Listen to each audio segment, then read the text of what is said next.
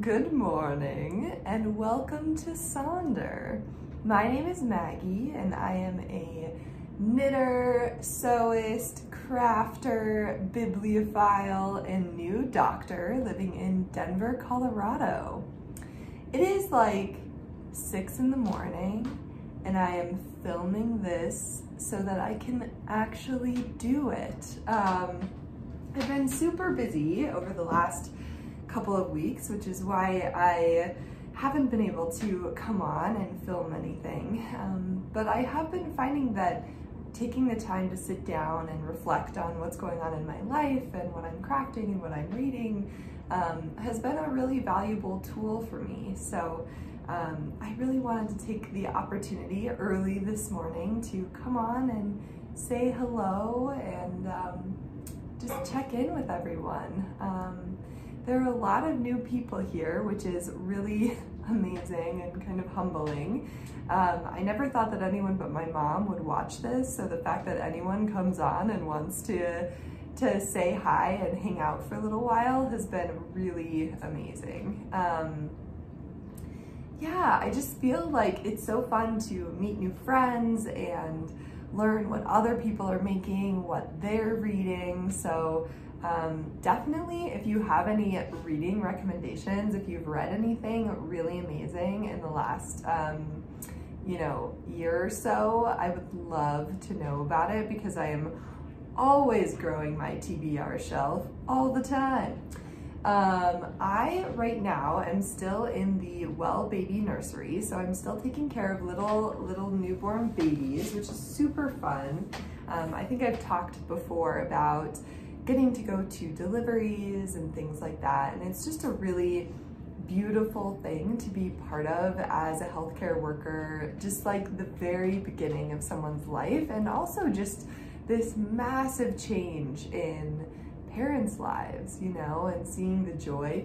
Literally my favorite thing is when you are in the delivery room and mom is like so out of it because she's in so much pain and also has so many hormones running through her system that are kind of helping her manage that pain. And then once baby is born, just like the euphoria that comes with that occurring, it's a pretty amazing and magical thing. And dad is going through a lot as well, but one of my favorite things is when dads are in the delivery room and they start just like tearing up and crying because they're so happy. I mean, it sucks that our like weird gender normative world doesn't allow men to cry very often, but because of that, it makes it really special when you get to see grown men cry. Anyway, so yeah, it has been really great. I think the hard part about this month is that every 5 days or so, I go down to the neonatal intensive care unit and spend the night. And it's just hard every few days having to work 24-hour shifts. It just starts to become really, really exhausting. And you know what? It's okay. My last 24-hour of intern year is tomorrow on Friday, which is incredible. I am very much looking forward to that. So yeah, then I move on to Children's Hospital, which is a huge pediatric children's hospital in Denver, where we get patients from all over the country who fly in to get treated there. So it's gonna be great. You know, it's interesting because normally the Children's Hospital is just bursting at the seams this time of year with respiratory cases, so things like influenza and RSV and croup. And it's been so interesting this year because with everyone social distancing and being much more vigilant about spreading germs because we're so worried about obviously the COVID-19 pandemic, it's just been a really interesting side effect is that we've actually had much lower transmission rates of all of these other infectious diseases that really impact the community in a very strong way. So it's been interesting. I think for me as a healthcare worker, there's some beautiful things about that, but that's also probably partially because kids were not in school for a very large portion of the respiratory season. And yeah, I think you have to weigh the risks and benefits of transmitting these types of diseases, but also getting back to normal life and being able to see your family and hug your friends and all these other things that are really important. So what else have I been up to? I have not been skiing in the last week and a half. It's just been really busy. My husband did get to go skiing though, and it snowed like a foot up in Steamboat, which is amazing.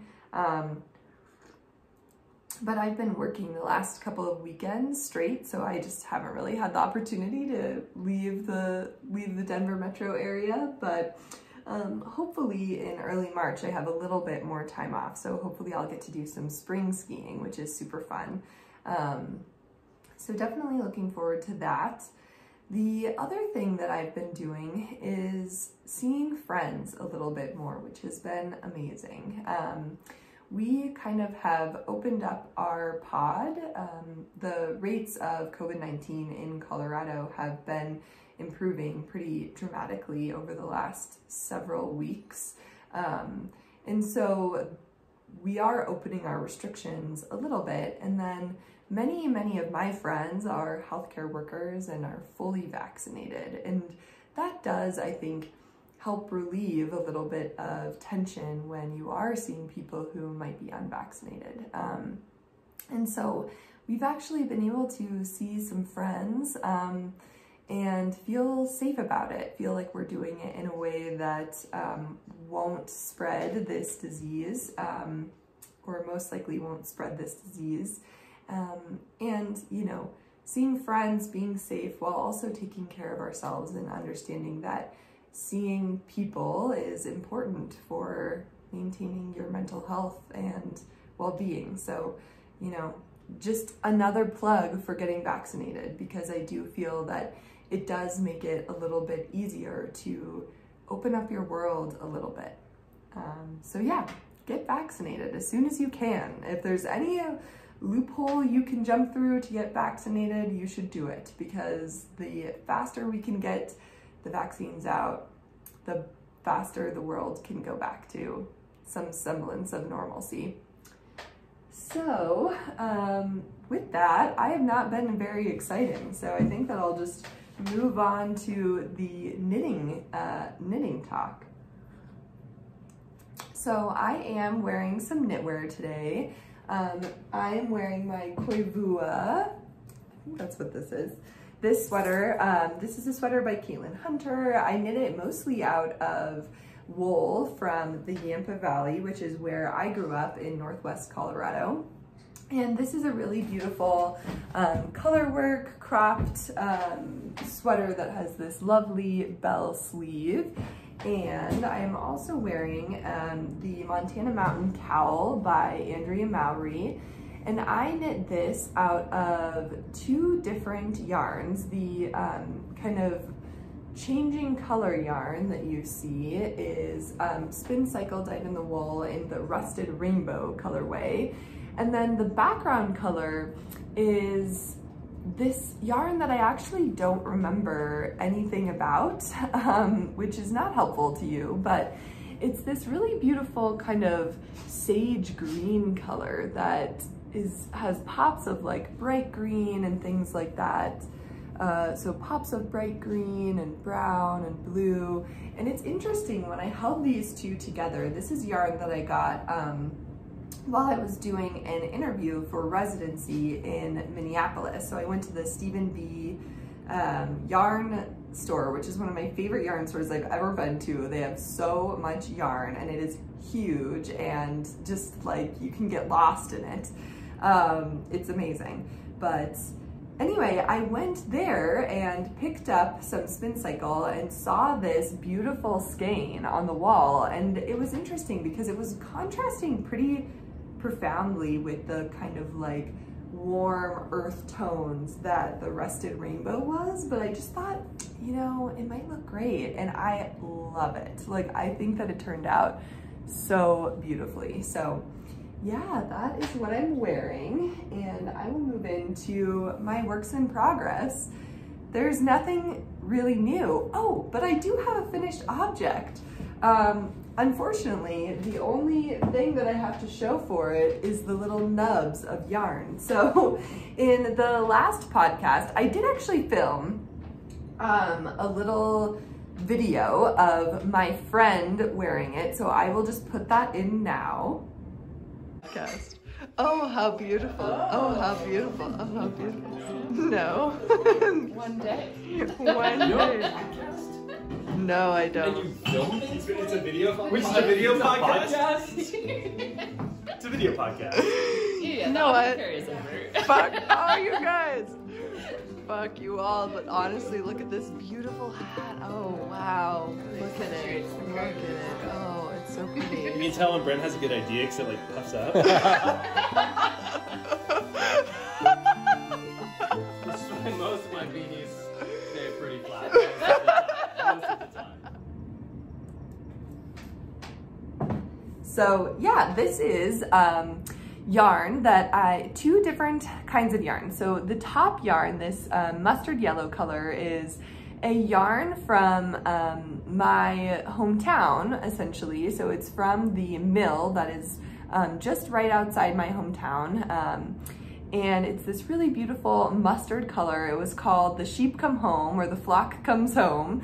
And then I held it together with this leftover of shibui that I had. And I think this was in like the brick colorway or something like that. It's this really lovely burnt orange color. So I held those together to make a very simple 1x1 ribbed hat. So I essentially just cast on, I did a tubular cast on, which is honestly my new favorite thing. If I do anything in 1x1 rib, I will always do a tubular cast on now, because I think that it works, it looks so beautiful and makes the edge seem much more finished. So I just did a tubular bind on, or cast on. I knit for a long time and then started doing some decreases, because I did want it to be something that could either be kind of slouchy, or you can kind of hold it up and have it be the like, I don't have any other word for this, but the like condom hat look that is in the world nowadays. And yeah, it turned out really beautiful. It was really warm, because both of these yarns, this is more of a rustic yarn, and then this is obviously mohair, and so them being held together made it be an incredibly warm hat. And I gave that to one of my very best friends, Brent. He is, we call him Hollywood because he is this very fashionable outdoorsy guy, and that's just a juxtaposition that is lovely.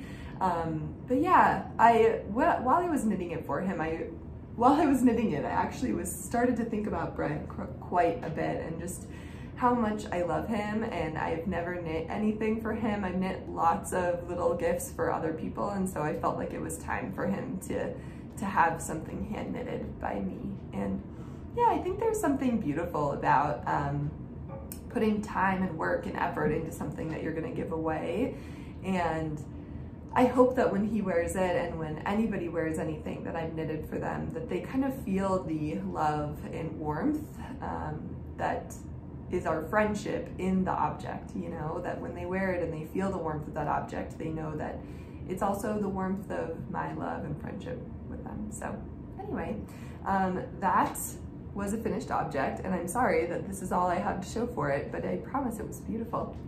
The next thing that I will talk about are some works in progress.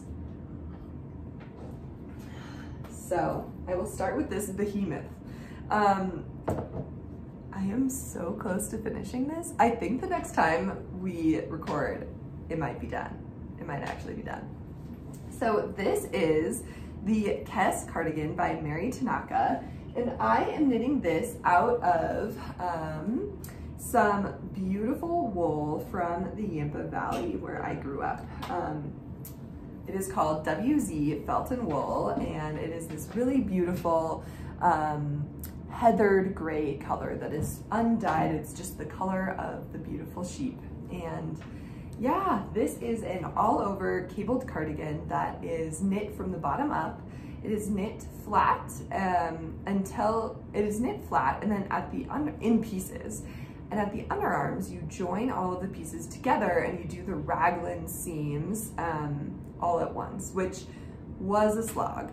I've talked about this before and about the fact that I really actually prefer knitting complex cabled things in pieces because I do feel like it makes it much, much easier to cut those big swaths of cables into smaller, more digestible chunks. And seeing your progress, seeing the cables move and change really rapidly is something that I really enjoy. And finishing these raglan decreases was a thing. It was a thing. I think I did a pretty good job. You know, I think this is a cardigan that I would not recommend as your first cardigan because it's sort of similar to the Nordic traditions in that they kind of expect you to know what you're doing.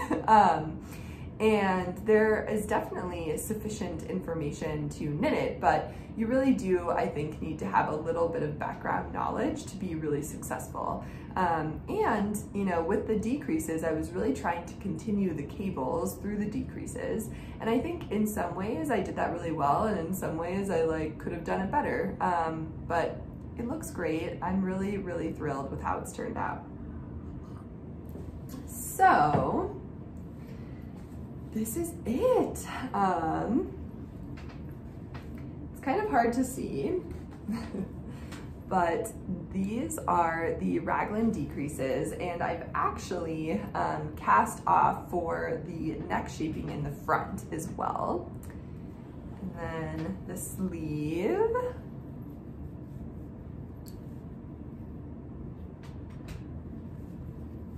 And the back.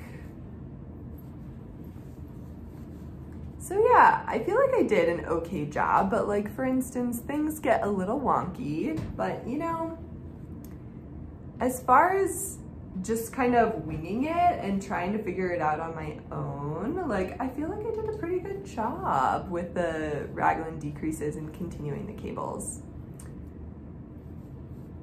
So, I might be able to kind of try it on for you. It's gonna look a little bit weird, but ooh. I mean, I obviously have not seamed it yet, and so you can't see exactly what it will look like, but I love it. I'm really obsessed. So the only things that I have to do for this that are to finish it up, which is why I think that I'll be able to finish it before the next podcast, is I do have to knit the button band on both sides. You can see the band is on waist yarn, or just sort of being held on its own here, and there's one button here. So I'll probably knit this side first. Mark where I want my buttons, and then use that as a reference when I'm knitting this side. I believe you knit the button band and then you seam it, which is an interesting thing. I honestly, part of me is like, why didn't we just knit it? But, you know, it probably adds some reinforcement or something. I don't know. So I have to knit the button bands on both sides, and then I need to knit the ribbing on the top and seam it all together. So I think that's all that I really have to do. I'm trying to decide what kind of buttons I want to use for this. So if you have any recommendations, please let me know. Part of me was thinking maybe nice wood buttons, or nice horn buttons, something subtle. I don't want it to be too crazy, something subtle and rustic. So I will have to put a little bit more time and thought into the buttons that I want to use, and might go online and try to find something on Etsy or something like that. Some vintage buttons would be pretty cool. But anyway, I'm really excited about it. I'm really excited for it to be done. I love cable knitting, I really love it, but I have found myself really wanting to do some color work, because everything I've been working on lately has been very textured, and so I'm really excited to work on some color work. All right, so that is the Kess cardigan by Meri Tanaka. And the next thing I wanted to show is some color work, so yay! This is the Nordiska by Caitlin Hunter, and I am knitting this out of a couple different yarns. These are both Fiber for the People. This is in the leather colorway, and this is in the Harbor colorway, and they are both absolutely gorgeous. I'm obsessed. And then I'm also knitting this with some small mini skeins from a advent calendar that I had from Lambstring wool. So I have made quite a bit of progress. I'm definitely playing a little bit of yarn chicken for this project, but I think that I'm going to beat the yarn chicken game. I think I'm gonna do it. I think it's gonna be great. So I have knit the entire body. My little nub of yarn is falling. I have knit the entire body of this in one whole sleeve. And then what had happened is I was really worried because I had essentially two balls of yarn that were about this size. And with that, I needed to knit an entire sleeve and the neckband. And I was just really nervous that I was going to be running out of yarn. And so I was trying to decide if I wanted to do a contrast neckband or just knit it as is in the pattern. And what I decided is that I can buy more of this yarn if I need to. It wouldn't be the same dye lot, but Fiber for the People, Taylor, she does allow you to buy her signature solids, which is what leather is, without having to buy like a whole sweater's quantity. So I could buy another skein of it if I needed to, and I decided that I would really prefer to have the neckband in the original color of the sweater. And so I just bit the bullet and knit the neckband, and then I was just like, you know what, I'm just gonna knit until I can't knit anymore, and then I'll order a skein of yarn if I need to. But I think that I'm gonna be fine, which is amazing. So I did, since I last saw you, I did pick up the stitches for the neckband and knit this really beautiful 2x2 V-neck. And I had knit this sweater twice, so I knit this sweater for a friend as well, and I'm always getting these little ladders between where you do the decreases, and so I generally leave a pretty long thing of yarn to kind of sew that closed. But if you know why this is happening to me, like I try to pull it really tight, and so I don't really know like why there's so much of a gap there, but I don't like it. I prefer it to look, you know, much more sewn shut. So I don't know if that is a technique that I am doing wrong that I can improve on. So if you have any thoughts for how I can do that better, please let me know. So yeah, I finished the neckband and then started knitting the sleeve, and I have pretty much, I think, knit as far as I need to before starting the color work, and I haven't even broken into this second skein of yarn, which is incredible. So here's another thing. I feel like this sweater is going to be the death of me, but in the best way. I like really, really love it. But I was so worried about running out of the yellow, the leather color on the first sleeve, that I actually changed the color work quite a bit. And instead of using this, there were times in which I decided to use this brown instead.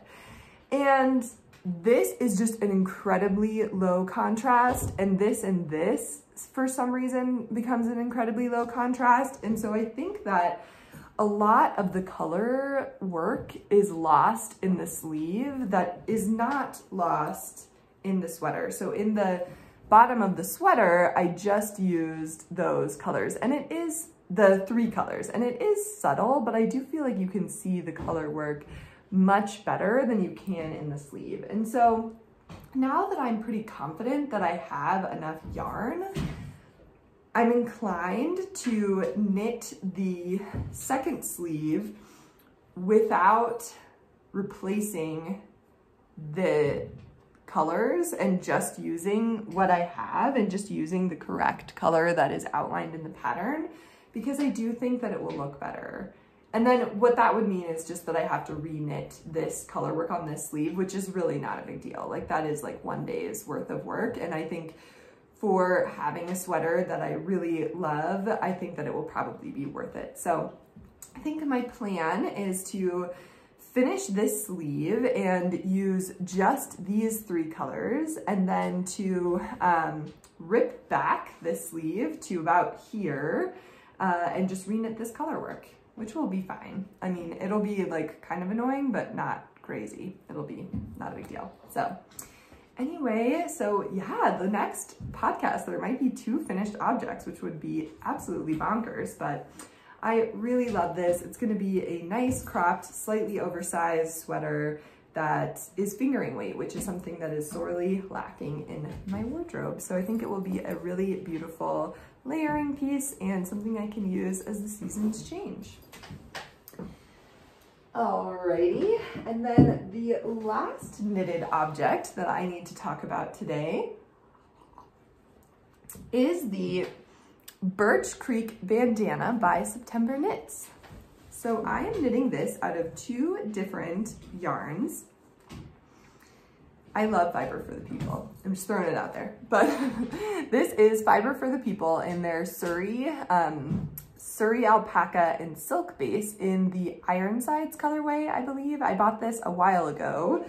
And I am also knitting this with I believe this is Fiber Story in their Silky Singles in the Gilded colorway. So I'm knitting these 2 together to make this beautiful bandana. And this is very slow going. It's generally something that I have been working on during my overnights, because once you have the pattern down, it is very easy to just knit, knit, knit and not have to think about anything. So, but I am loving how this is turning out. I think that it's gonna be a really simple bandana that I wear a lot. So essentially how it is it ends up just being a big square that then you can like fold over and tie around, put in your hair. Like I think there's a lot of different ways that I will be able to wear it. But this is alternating brioche and then garter stitch. So 2-color brioche and garter stitch. And I just think it's so beautiful having the 2 different yarns that have very different textures. Oh, it's scrumptious. And then this is the back. So in the back, the 2-color brioche is a little bit more subtle, but I think you can still see it. Like you can still see the breakup of the garter. Obsessed. Absolutely obsessed. So yeah. This is something that I think will take me a long time to work on, because it's essentially knitting through 2 entire skeins of fingering weight yarn. It involves like quite a bit of purling because you are doing the garter stitch with 2 colors, and so you're alternating every single round, and so it does end up being like a lot of purling, but that's fine. I don't mind purling really that much. I think people hate it more than I do, but I mean, come on, it's so beautiful. I also think with the silk in both yarns, it just kind of like glows. I love it. I think it's so pretty. So yeah, well, that is all of the knitting content I have for today. And so I'm going to move on to talk about some books that I have been reading. Hello, so it's much later in the day, but I did want to come on and talk a little bit about the books that I've been reading and the books that I have finished recently. So since I last recorded, I have finished 2 books. The first book that I finished is A Discovery of Witches by Deborah Harkness, and I thought this one was okay. It wasn't anything that like blew me away, but I did find it pretty enjoyable to read. So A Discovery of Witches is about a witch who is working as a historian, and she has kind of decided to not pursue witchcraft and kind of bury that part of her for reasons that come out while you're reading the book. But she is working as a historian and is in an archive when she comes across a manuscript that has a lot of magical significance for many different magical beings, mainly witches, demons, and vampires. While she's there, she does fall in love with a vampire, and it's sort of about their love affair, and them trying to find this manuscript and kind of going on a series of adventures and having a series of unfortunate events happen with them. I think the reason why I wasn't like absolutely in love with this, because it kind of has everything that you would expect for me to love. It has a fantasy aspect, a romance aspect, but I just feel like the vampire love thing is like over. I don't know. I just didn't feel like it was a very original story and didn't really feel super intrigued by the love, because it just felt like something that has been written before. It just wasn't anything new or exciting. I also just have realized that with romance, I really prefer a sort of slow build rather than this just like insta love at first sight type of scenario, which is totally just a preference of mine. The book itself is well written. I know that a lot of people really love this book and love the series as a whole, and part of me does want to continue with the series just because I feel like the first book is left on this like really amazing cliffhanger that I'm super intrigued to see where it goes, and I think that it will have some like historical fantasy worked in it as well, which I just think would be really interesting. And Deborah Harkness herself is a historian, so I think that it's probably like actually a really well-researched historical fantasy. And so part of me wants to keep reading it, but part of me, because I am not invested in the love between the two main characters, has me questioning if it's actually worth it. So I think I'll have it and have the second and third book kind of in the back of my mind. And if I come across them later at the library or something like that and I'm wanting to read them, I think I will not say that I absolutely won't read them, but it's definitely, the second and third book are definitely not high on my TBR shelf. And there are just so many amazing books to read that like, why read a book that maybe is not for me? But anyway, A Discovery of Witches, it was fine. It was fine. I think some people are gonna hate me because I think a lot of people like adore this book, and so it was fine. It was fine. The next book that I finished was also fine.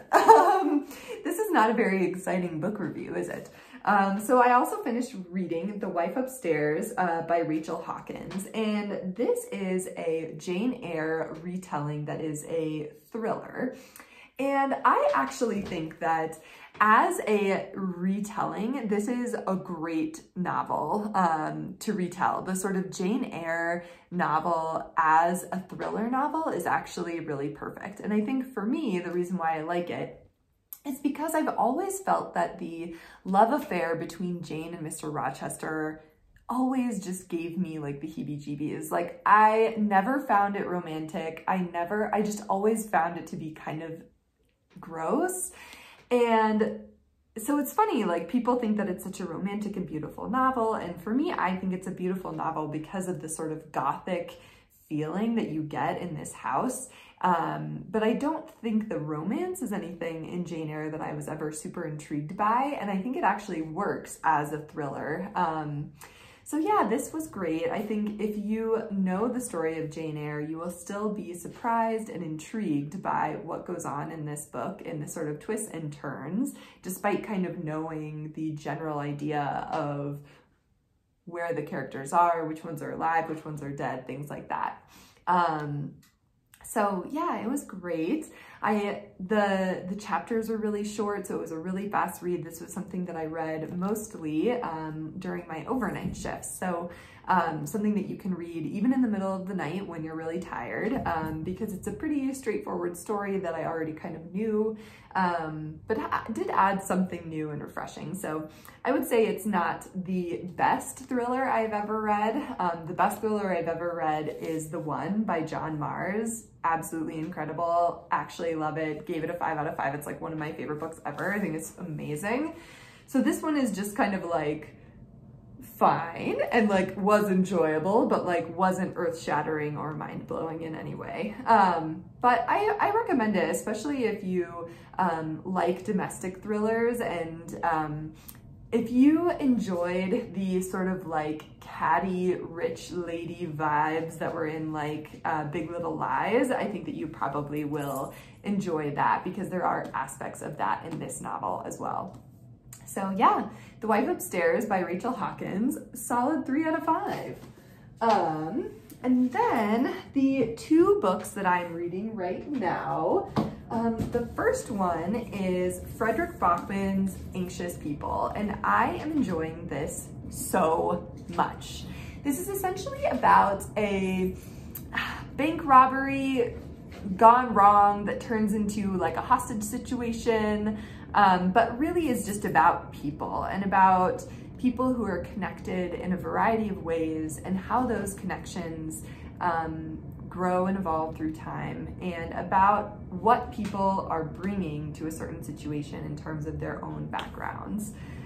So yeah, it's really like a character study. And I think the thing that's amazing about Frederick Bachman's writing in this novel is that he uses a lot of, he's touching on a lot of really important and really scary and sad topics, particularly if you have any trigger warnings for suicide or suicidality.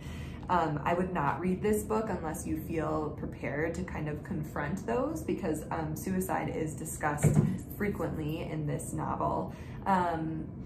But he does it in a way that is so beautiful and heartfelt, and also kind of like silly. Like his writing style just has these really funny, quippy moments that bring a little bit of levity to a very sad and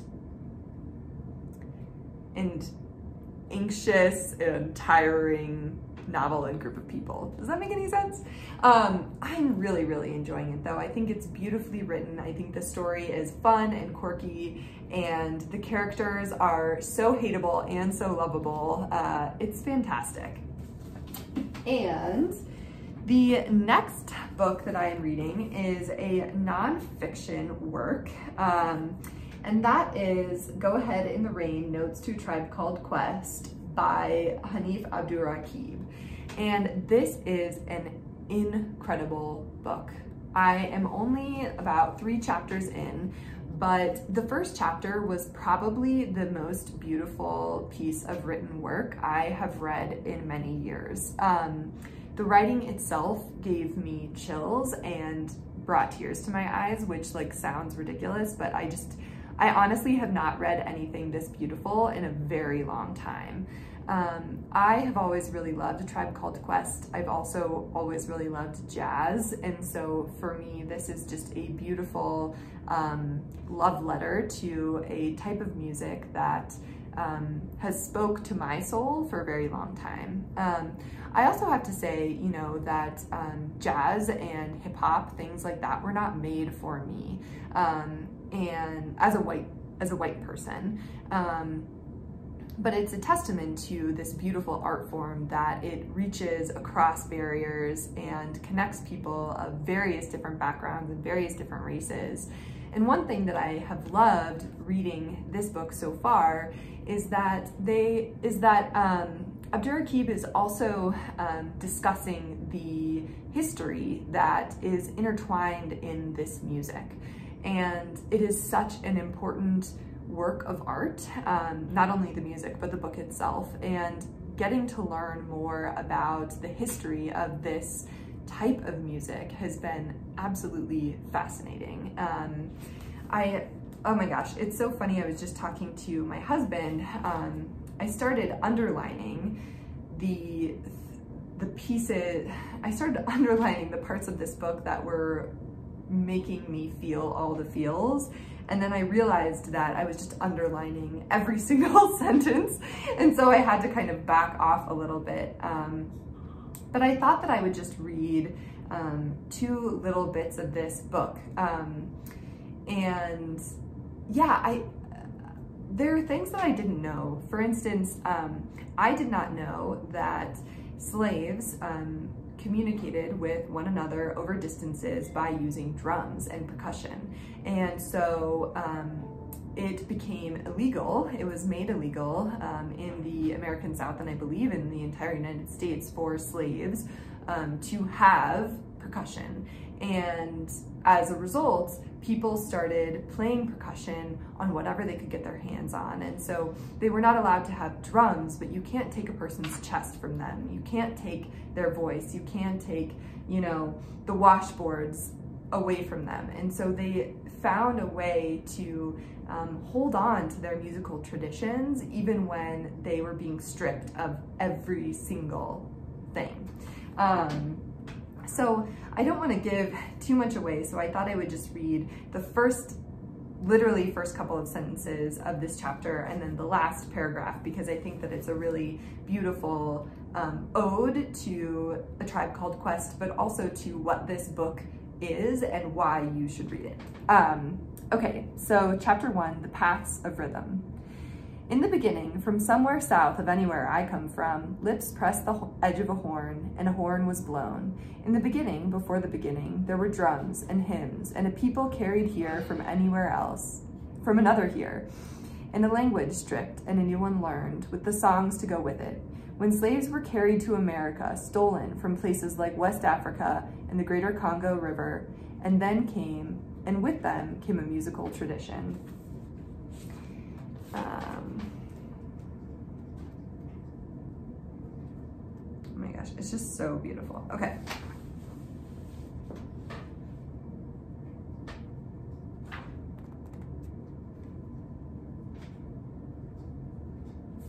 Okay.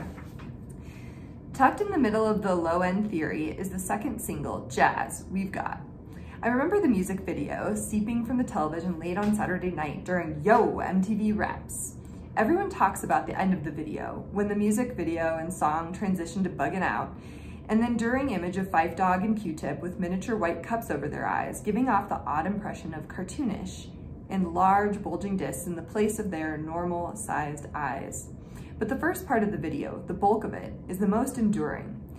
The group walks around New York City in a haze of black and white, rapping in simplistic fashion about the nuances of jazz music. It is an easy relic of a time past when watched now, and it was easy to dismiss in that moment. When discussing the single on the school bus, the older kids would dismissively wave their hands and say things like, "I'm not listening to that shit. That's the kind of, this the kind of shit old people like." And perhaps that is true. A Tribe Called Quest made rap music for our parents and theirs, but left the door open wide enough for anyone to sneak through. Anyone with rhythm, or anyone who knew how to find it before the bass high-stepped itself across the dance floor. Q-Tip in the first verse of Jazz sums it up evenly. "I don't really mind if it's over your head, 'cause the job of resurrectors is to wake up the dead." So this is the story of a tribe called Quest, proficient in many arts, but none greater than the art of resurrections. A group that faced the past until the present became too enticing for them to ignore. Of how I found myself beautiful enough for jazz music, but only in their image and nowhere else. Of how, in the Midwest, their songs first did not play out of passing cars, but then played everywhere. Of how you can be both uncool and desirable all at once. Here, a story begins even before jazz, like all Black stories in America. It begins first with what a people did to amend their loss in light of what they no longer had at their disposal, with an open palm against a chest, or a closed fist against a washboard, or a voice echoing into a vast and oppressive sky, or an album teeming with homages. Here is the story of how, even without our drums, we still find a way to speak to each other across any distance placed between us. Oh my God. Anyway, please read this book. It's so good. I honestly think that, like, even if you don't like A Tribe Called Quest, which, like, who are you? Like, if you don't like A Tribe Called Quest, why? Have you just never listened to them? Like, maybe you do love them and you just have never heard them. Anyway, even if you don't like Tribe Called Quest, you should read this book because it is a book about American history and about music and art and how that brought people together. And I'm obsessed. I'm literally obsessed with it. With that, that's all I have for today. I hope that you are taking a little bit of time to read or knit or do anything that brings you a little bit of calm and joy, and enjoying the last bit of winter, because I feel like spring is on the way and will be here soon. So I'm trying to reflect on the winter season and the great things that have happened, and looking forward to a new beginning. So with that, take care of yourselves, take care of each other, and I'll see you soon. Bye.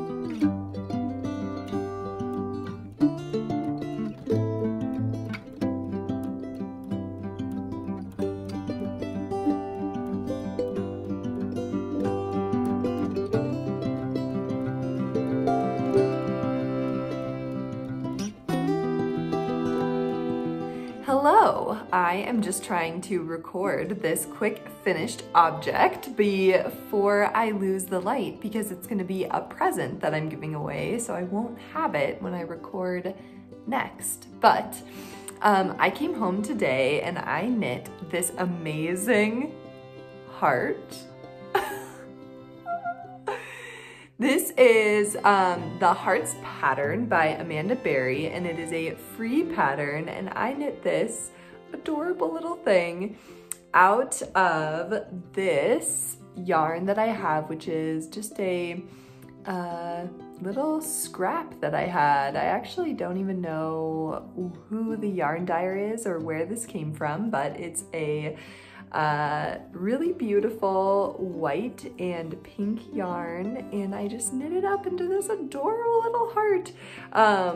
Yeah, I'm really excited. This is going to be a little wellness gift for a friend of mine, but I think that this would be a really beautiful thing to knit up and fill with like some lavender so that it smells really pretty.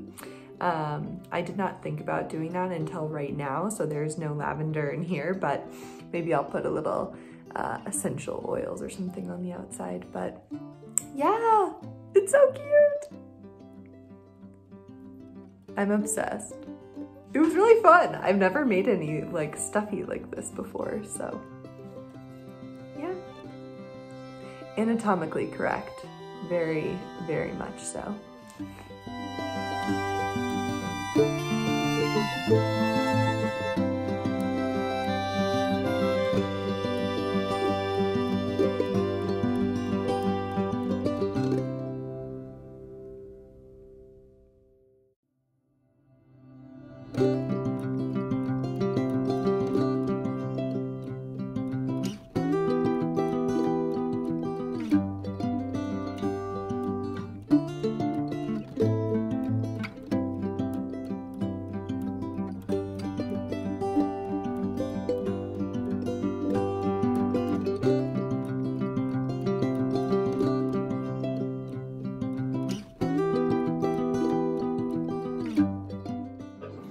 Inconceivable! It's steal from a captain.